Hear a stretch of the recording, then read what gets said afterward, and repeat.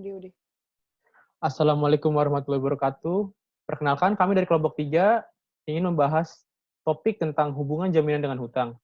Di sini saya ingin memperkenalkan nama kelompok kami. Yang pertama ada Amelia Khairunisa, yang kedua saya sendiri Hendrik Tafianto, yang ketiga ada Widya Dana Besaryani. Lalu di sini saya akan menjelaskan apa pengertian dari hukum jaminan. Hukum jaminan adalah keseluruhan dari kaidah-kaidah hukum yang mengatur hubungan hukum antara pemberi jaminan atau debitur dan penerima jaminan atau bisa disebut dengan kreditur. Dalam kaitannya dengan pembebanan jaminan untuk mendapatkan fasilitas kredit. Istilah jaminan merupakan terjemahan dari istilah Zickerhead atau Kauti, yang kemampuan debitur untuk memenuhi atau melunasi perutangannya kepada kreditur. Yang dilakukan dengan cara menahan benda tertentu yang bernilai ekonomis sebagai tanggungan atas pinjaman atau uang yang diterima debitur terhadap krediturnya. Namun disebutkan pula menurut pasal 1 angka 23 Undang-Undang Nomor 10 tahun 1998 bahwa agunan merupakan bagian dari istilah jaminan, yakni agunan adalah jaminan tambahan yang diserahkan nasabah debitur kepada bank dalam rangka pemberian fasilitas kredit atau pembiayaan berdasarkan prinsip syariah. Lalu dalam hukum jaminan memiliki beberapa unsur. Yang pertama adanya kaidah hukum. Yang kedua, adanya pemberi dan penerima jaminan. Yang ketiga, adanya jaminan. Yang keempat, adanya fasilitas kredit. Lalu ada syarat-syarat benda jaminan.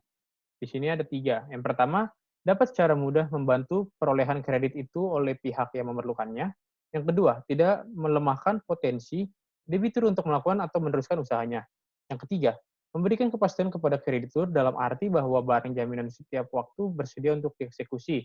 Bila perlu dapat mudah diuangkan untuk melunasi hutangnya debitur.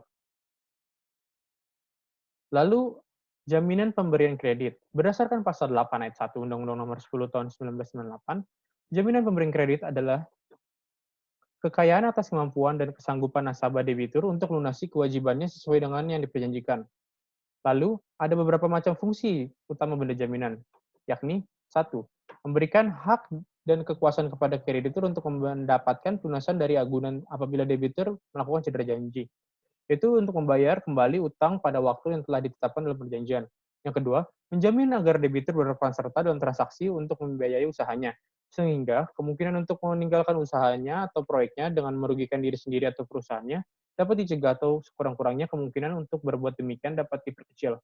Lalu, yang ketiga, memberikan dorongan kepada debitur untuk memenuhi janjinya, khususnya mengenai pembayaran kembali sesuai dengan syarat-syarat yang telah disetujui agar pihak debitur dan atau pihak ketiga yang ikut menjamin tidak kehilangan kekayaan yang telah dijaminkan. Lalu ada beberapa prinsip pemberian kredit. Yang pertama adalah prinsip 5C, yaitu karakter atau watak, capacity atau kemampuan, kapital atau modal, kolateral atau agunan, dan condition of economic atau prospek usaha. Lalu ada prinsip 5P, yang pertama party atau para pihak, kedua purpose atau tujuan, yang ketiga payment atau pembayaran, yang keempat profitability atau perolehan laba, dan yang kelima adalah protection atau perlindungan. Lalu ada prinsip 3R, yaitu return atau hasil yang diperoleh, kedua repayment atau pembayaran kembali, dan risk bearing ability atau kemampuan menanggung risiko.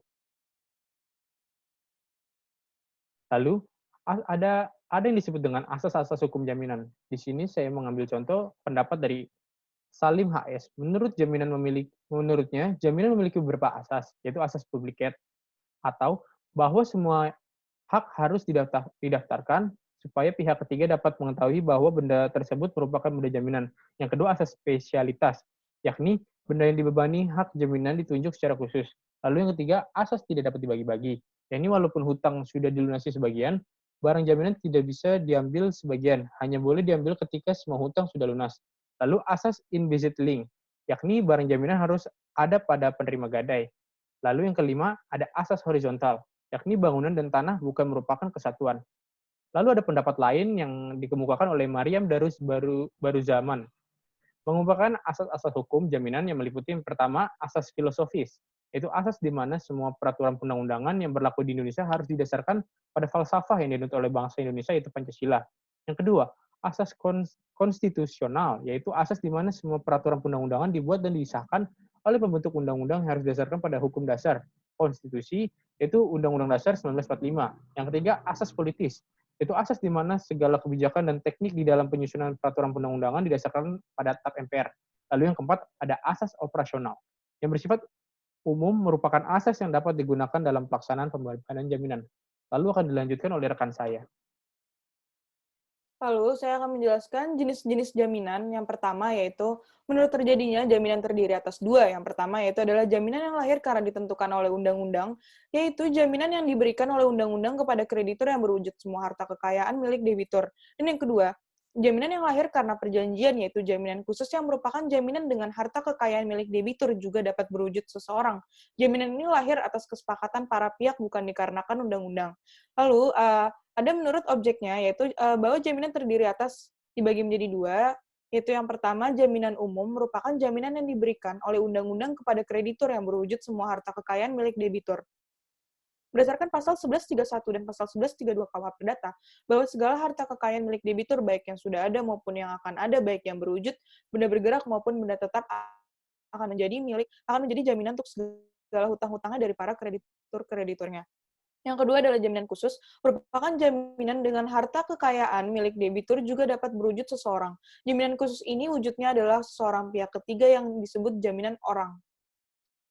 Lalu, ada macam-macam jaminan. Menurut Undang-Undang Nomor 10 Tahun 1998, khususnya pasal 24 ditentukan bahwa bank tidak akan memberikan kredit tanpa adanya jaminan. Lalu jaminan dibagi menjadi dua macam. Yang pertama adalah jaminan material adalah jaminan kebendaan, jaminan imaterial adalah jaminan perorangan. Jaminan kebendaan memiliki ciri-ciri kebendaan yang maksudnya memberikan hak mendahului di atas benda-benda tertentu dan mempunyai sifat melekat dan mengikuti benda yang bersangkutan.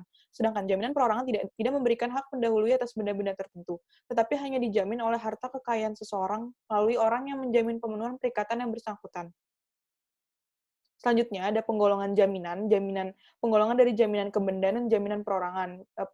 Penggolongan jaminan dari jaminan kebendaan ini dibagi menjadi 5 macam. Yang pertama adalah gadai pen yang diatur dalam bab 20 buku 2 KUH Perdata. Yang kedua adalah hipotek yang diatur dalam bab 21 buku 2 KUH Perdata.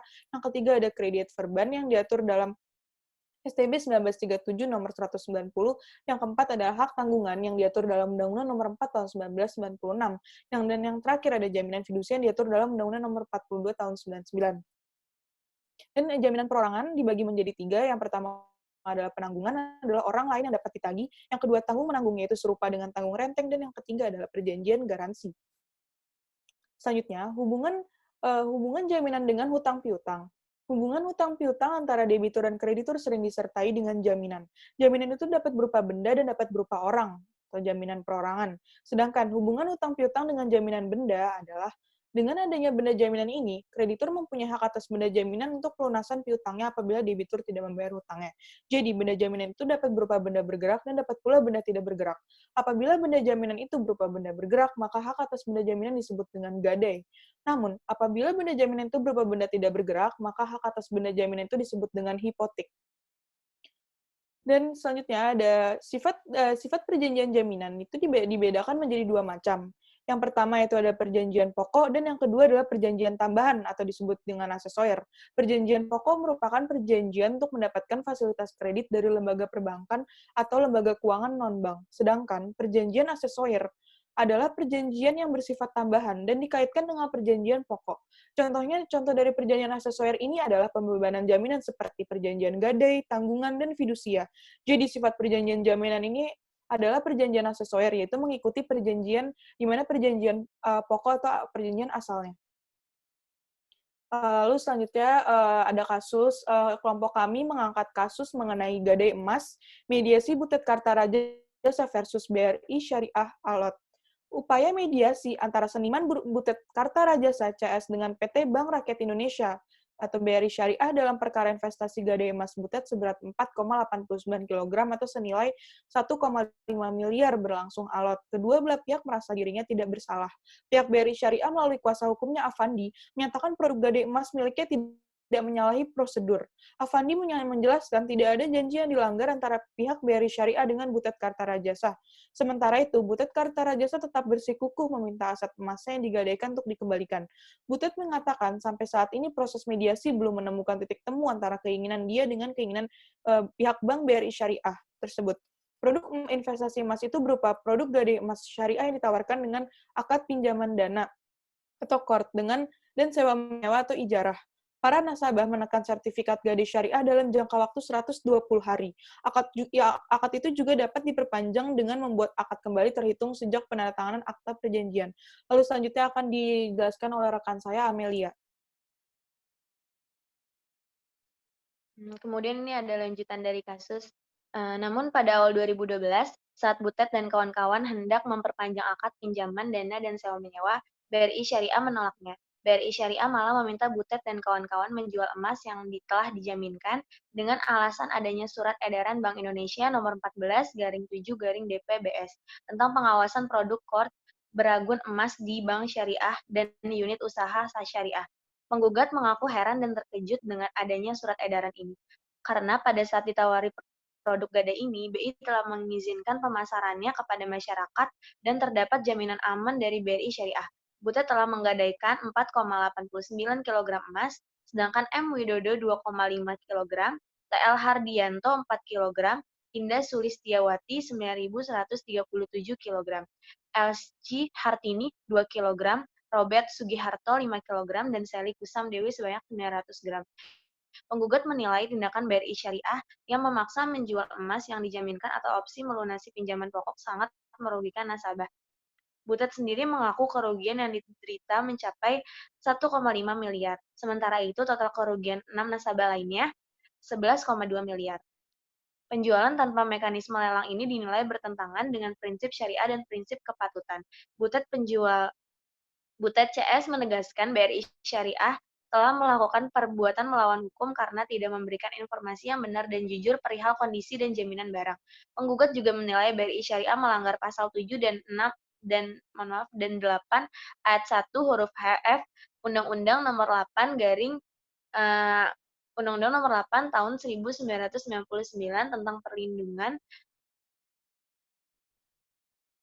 konsumen dan pasal 29 ayat 4 Undang-Undang Nomor 10 tahun 1998 tentang perbankan. Analisis kasus investasi gadai emas yang terjadi antara Butet Kartara Jasa, CS, atau sebagai nasabah dengan pihak BRI Syariah tersebut merupakan skema perbankan syariah yang mana tunduk pada Undang-Undang Nomor 21 tahun 2008 tentang perbankan syariah dan penyelesaian sengketanya merupakan kewenangan dari Lembaga Peradilan Agama. Dalam hal ini, Pengadilan Negeri Jakarta Pusat tidak memiliki wewenang mengadili perkara ini, melainkan yang berwenang memeriksa, mengadili, dan memutus perkara ini ialah Pengadilan Agama. Berdasarkan materi yang kami paparkan, di sini kami tarik kesimpulan bahwa seiring perkembangan zaman, utang dengan perjanjian jaminan tidak dapat dipisahkan, yang mana perjanjian hutang piutang dikenal sebagai perjanjian pokok dan jaminan adalah perjanjian tambahan atau aksesorir. Pada intinya, jaminan berfungsi untuk memberikan rasa tenang dan aman kepada kreditur apabila kurun waktu debitur lalai akan kewajibannya, dan terjadi uang prestasi terhadap perjanjian yang telah dibuat pada saat terjadi perjanjian utang piutang antara debitur dan kreditur. Pada saat terjadi perjanjian utang piutang, maka nilai jaminan harusnya lebih besar dibandingkan dari nilai utang piutang. Jaminan terdiri dari dua jenis, yakni jaminan kebendaan dan jaminan perorangan. Sifat jaminan pada umumnya adalah sifat yang memberi hak jaminan untuk pelunasan utang, bukan hak untuk memiliki benda yang dijaminkan. Jadi seandainya jika debitur cedera janji atau tidak dapat melunasi utangnya kepada kreditur, kreditur tidak bisa memiliki atau mengambil benda yang dijaminkan kepadanya tersebut sebagai miliknya, melainkan kreditur harus menjual benda milik debitur yang dijaminkan kepadanya tersebut secara lelang di muka umum. Saran kepada para pihak yang terlibat dalam perjanjian kredit, baik kreditur maupun debitur, harus memperhatikan aspek dalam hukum jaminan. Kreditur dalam memberikan utang piutang kepada debitur dengan jaminan seharusnya mempelajari terlebih dahulu apakah jaminan tersebut apabila uang prestasi memenuhi utang piutangnya sebagai ganti kerugian, karena dalam hukum positif di Indonesia sudah diatur secara jelas mengenai hal tersebut. Sekian dari presentasi kelompok kami, kurang lebihnya mohon maaf. Wassalamualaikum warahmatullahi wabarakatuh.